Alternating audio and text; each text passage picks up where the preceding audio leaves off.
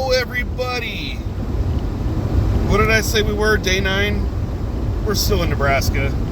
I actually just a little bit ago stopped in North Platte, Nebraska for a much needed fuel stop. Got me something to eat. Went to the restroom. Charged my phone. But the downside is that I took a lot of time away from traveling, right? I almost burned an hour because it's almost 7 p.m. here, right?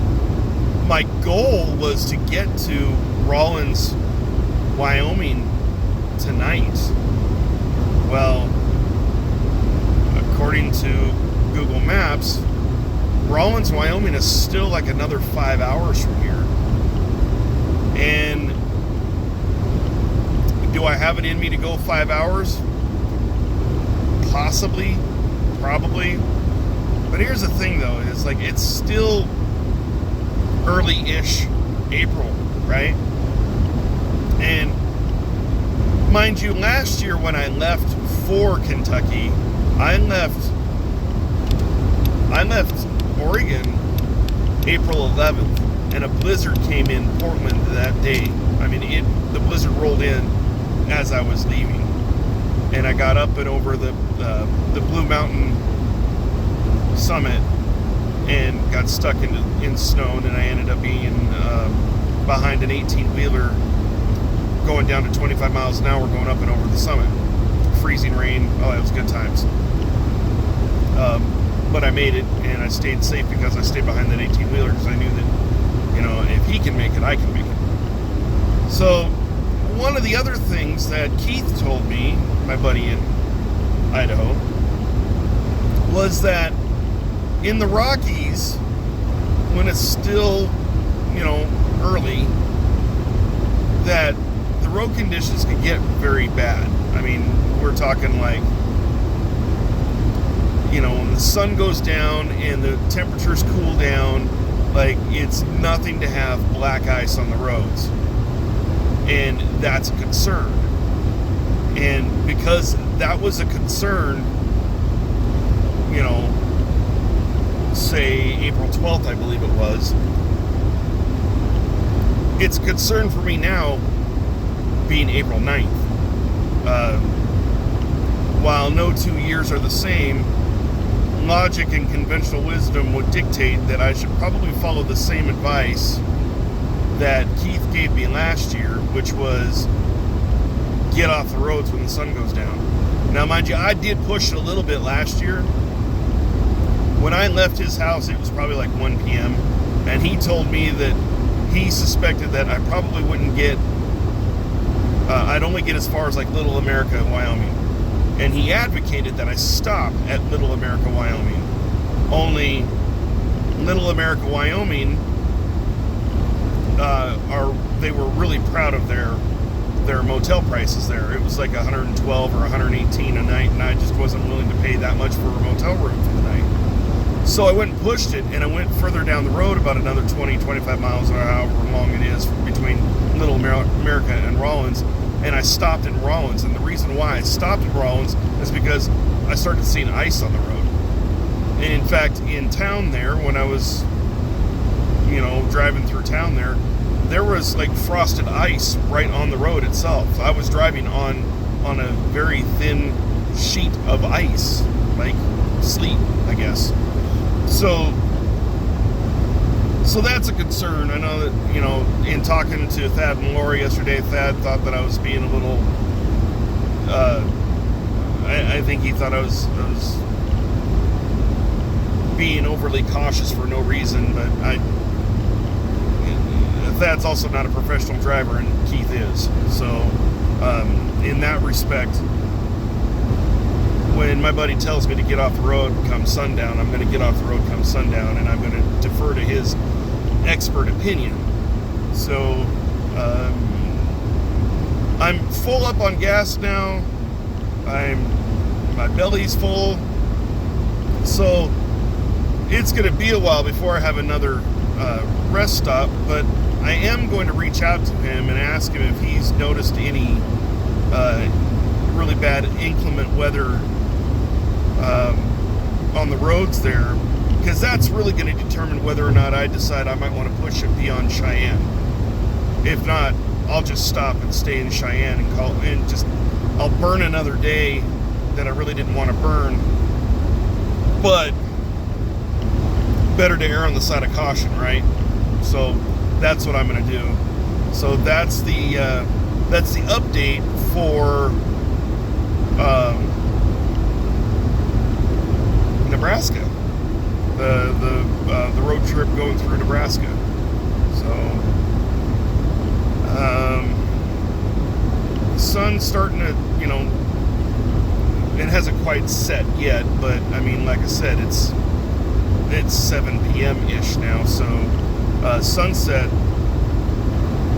well, it's going to be be here before too long. So in all likelihood, there probably isn't going to be any other further update or any other videos along this stretch of the journey. The next video will likely be wherever it is that I settle up in, whether I'm in Cheyenne or I'm in Rollins. I don't think there really is much in between. Possible, but I'm not sure.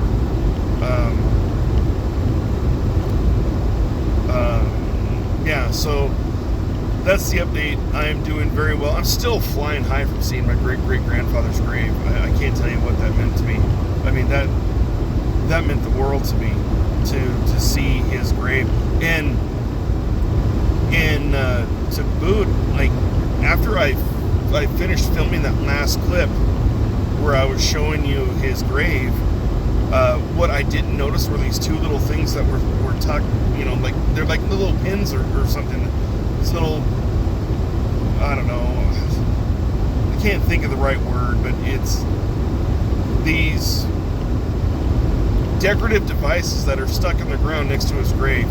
Come to find out, he was a veteran of the Spanish-American War. And if I'm reading that one pin right, he was involved in the Cuba campaign, the Philippines campaign,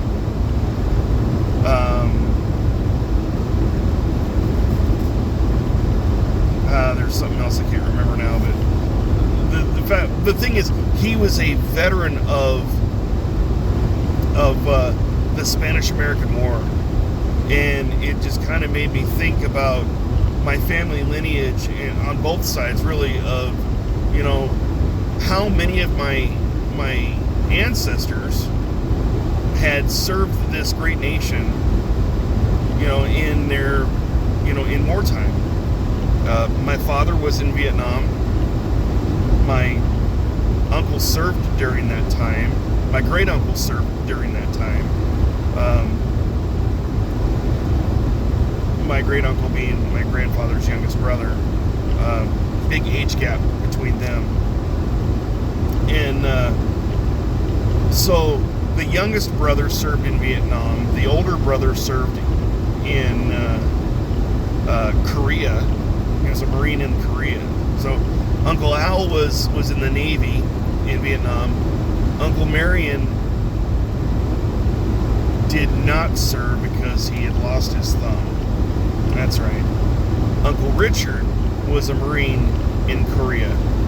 And Grandpa was Army Air Corps during World War II. He actually lied about his age, which a lot of kids did. And he joined the service in 1943 when he was 16, and then he was gone until, from what he told me, he stayed for the occupation after the war was over, so he was there until 1949. So he gave 6 years of his life to the Army Air Corps. As such, when he was discharged as a corporal. Now, Grandpa was known to tell tall tales, right? If anyone's ever seen the movie Big Fish, with Ewan McGregor, and the guy is trying to piece together his father's stories to see how much of it was true and how much of it was just, full-on fiction. It's a really good movie. That's kind of like my grandfather, really. He would spin these tall tales and such. So, at any rate, I'm digressing. Grandpa claimed to have been a co-pilot on a B-24 bomber in Europe. And I asked him about that because I thought B-24s were in the Pacific theater. And he said, no, I said, well, I thought the B-24s were in the Pacific, and it was the B-17s and the B-25s that were in the European theater. And he's like, no, we had them all. So, if anyone who actually knows better, just for shits and giggles, I would really like to know if B-24s were actually used in Europe, and if they were, where were they predominantly deployed? Because I'm kind of curious where my grandfather might have been. I just assumed that he was running sorties from England. But, 1943, if he was a pilot back then, he could have been going through Italy, doing the sorties over there. Who knows? I don't know. I don't know. Grandpa did fly. My mom and even my uncle, my aunt, all three of them said they remember Grandpa taking them up in the plane. There was another uncle too, but we never really talked about his childhood much. But the three other, my mom and her two other siblings, they all told me how Grandpa used to fly when they were kids. I remember hearing stories of how Grandpa would go fly to the Midwest to help someone. He told me one time, he and Grandma both told me one time that he got the call from a friend of his who needed a co-pilot to fly. I guess now I don't know if this was the guy who brought the B-17 bomber back to Milwaukee, Oregon, or if it happened to be somebody else, but somebody had bought a plane that required two pilots, and so he'd asked my grandfather to come out there, which he did. He went out there and he co-piloted for this guy to help bring this plane back to Oregon from, I don't know where, Iowa or something like that. I'm not sure. I don't remember where Grandpa said that they were coming from, but it was definitely Midwest. So Grandpa did fly. Whether he flew in the Army Air Corps, that I don't know. My uncle said, I'm not wanting to call Dad a liar, but the only thing that's in his DD-214, that would be his discharge documentation. The only thing that it said in his DD-214 was that he was an MP, which he did claim to be an MP. He would have you believe that he was a pilot during the war, and then during the occupation, he was relegated to that of an MP. And I remember one time he also said that, he was a captain. He was a captain, a co-pilot that was a captain, and I'm like, that's kind of odd unless your pilot was a major or higher, which I suppose is possible. But he always said that he liked running around in a corporal's uniform, and I'm like, with every lie, there's it's only so much truth to it, right? And so the truth is, probably, he legitimately was a corporal. That's why he was running around in a corporal's uniform. But be that as it may, it was really, it was amazing to go see my great-great-grandfather's grave and to meet him. I told him it was nice to meet him, and I hope that I have the opportunity to meet him in the afterlife. And it was a very reverent moment for me. I took it very seriously, and I tried my best to show honor and do care for you know, the legacy that he had. He was only 35 when he passed. That's the thing that kind of just shocks me, is that he died young, and I don't know what it was that he died of. Because again, Grandpa never knew his grandfather. I mean, his grandfather was dead.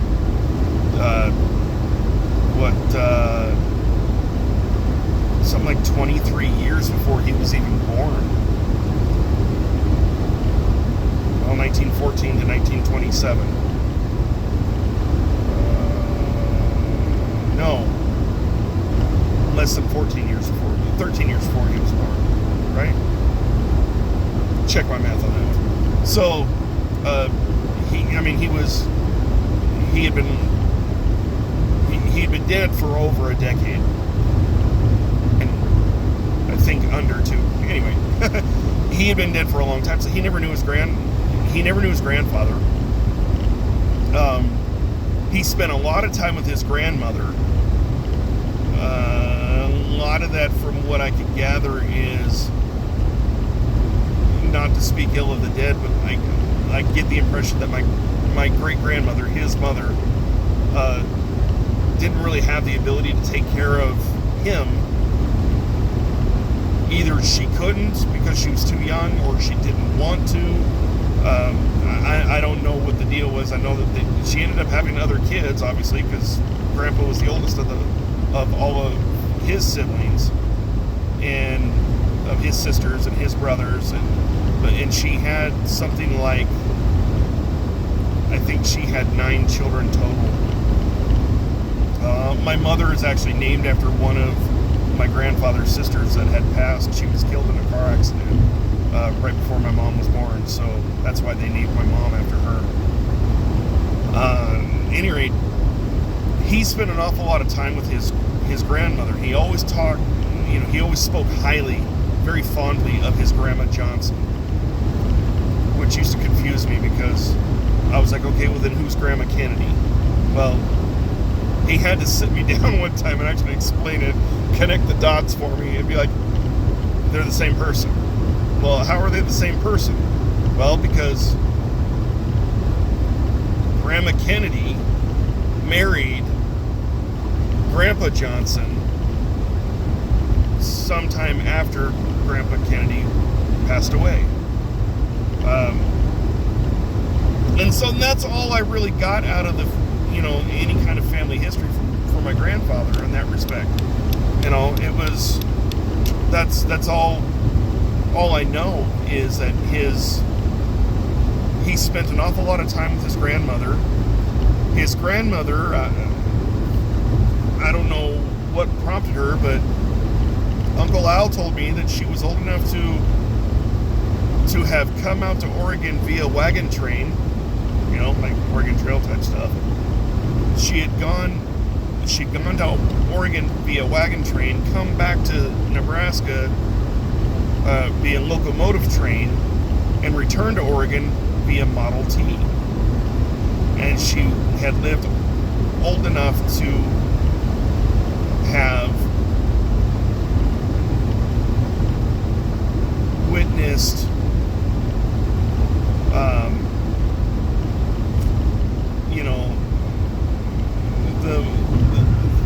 the modes of transportation changing and technology booming.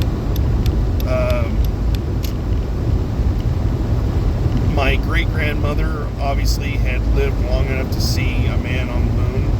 I don't know if my great-great-grandmother lived that long. Possibly, but I'm not sure. I'm not sure when she passed. But, I found some markers for Reeves, which was my grandfather's name, so I'm wondering if maybe that was his father's side of the family. I saw some Vaughns there, which was what my great-great-grandmother's maiden name was. But I don't know if that's them. I don't know if that's just coincidence or what, but it was really nice to have a connection to a very, a long distance past. And, that's like, I literally reached back like 3 generations there. well, 3 generations from him. So, it was not my mom, not my grandfather, not my great-grandmother, but it was my great-great-grandfather. So yeah, 4 generations back from me. So it was exciting, and it was surreal, and it was cool to see his grave while I was still riding high about seeing President Truman's grave. So, at any rate, I kind of blabbered on long enough. I really hadn't intended for this to be 20 plus minutes, but it was just seeing his grave and being on this epic adventure, this journey. It's like, again, I'm flying high because this journey it's kind of been spiritual in a way. I get, for lack of a better word, and this being Easter Sunday, I don't want to say that there's a connection there, because Easter Sunday, it's about, Christ risen. It's not about damned Easter bunnies. It's not about, going finding hidden eggs and, crap like that. It's supposed to be about, Christ conquering death and Christ defeating the enemy. Right? He tried to, the enemy thought that he was going to pull a fast one and entice man to kill God in the flesh, which he did, because it was prophecy. It was supposed to happen. But he thought that he had a victory over Christ in that regard, and well, no, it kind of backfired.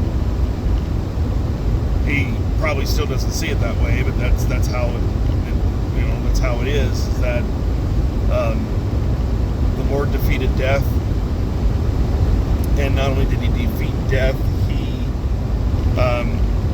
he took over dominion over the enemy. So the enemy's days are numbered. Granted, it's been 2,000 plus years since Christ's crucifixion, but the point is that God's timing is His timing, and it's not in our mere mortals' timing. He's outside of our paradox of time. The thing is that it was, what makes this day so important is that we remember that that gift of salvation that we got it was possible because Christ was our Redeemer, and He went to that cross, and He died on that cross, and He had to go through death, went to hell, and took the keys, took possession of the keys of hell with Him when He came back 3 days later. Today commemorates His risen, His resurrection, where He actually defied death and came back to life, and came back to His disciples and anointed them one last time to do great things. And He was with them for another 40 days before He ascended to heaven in front of everybody.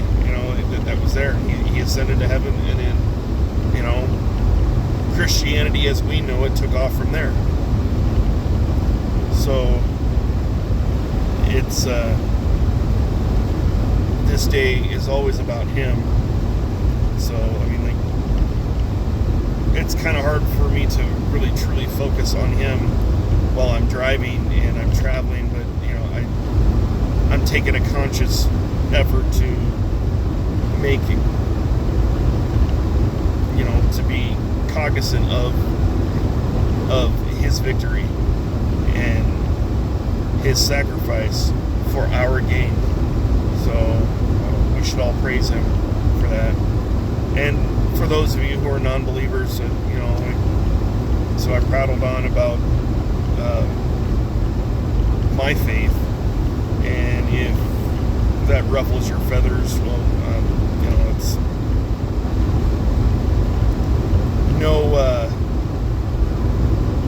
no insult is made, but at the same time, I don't apologize for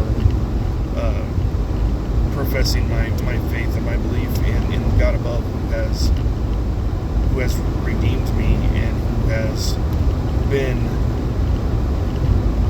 restoring me this past year. So there is that. This has been an amazing day. It's been a great day. And so I'm going to end this video now. The sun has dropped quite a bit, and it's now starting to get into my eyes, even though I have sunglasses on. You might notice that the lighting has improved because the sun dropped a little. But because it's getting on, I really need to focus on the road, and just see where I can get.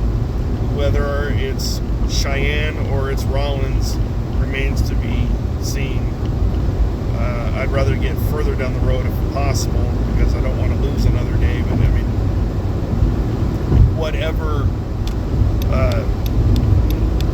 whatever needs to happen, I'm going to do what's the most safest and prudent.